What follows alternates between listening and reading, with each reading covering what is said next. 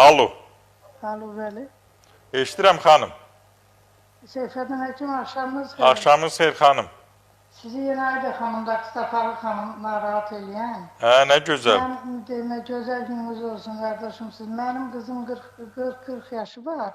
7-8 ildir bu şəkər xəstəsidir. Yəni, gedir, analiz verir, ölçürlər, tabletka yazırlar. Yəni, baxırsan ki, heç bunun şəkəri düşmür. Minimum ölçəndə hər gün narahatçılığı da mən keçirəm. Ana yanında hər halda evlad üçün hamımız narahat oluruq. İndi son vaxtlar qızda nə əmələ gəlir? Bir şey olanda deyirəm, amma qalxıram, başım fərənir, başım belə fırlayıram, başım fırlanır.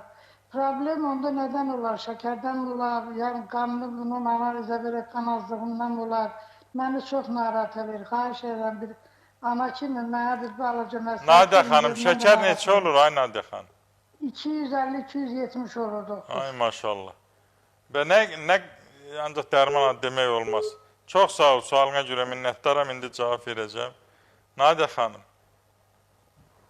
qızınız təbii ki, gəncdir, xeyli gəncdir və şəkər xəstəliyi, mən dedim, saçdan dırnağa qədər zədələmədiyi bir yer yoxdur. O cümlədən də beyin toxumasını qidalan damarları da zədələyir.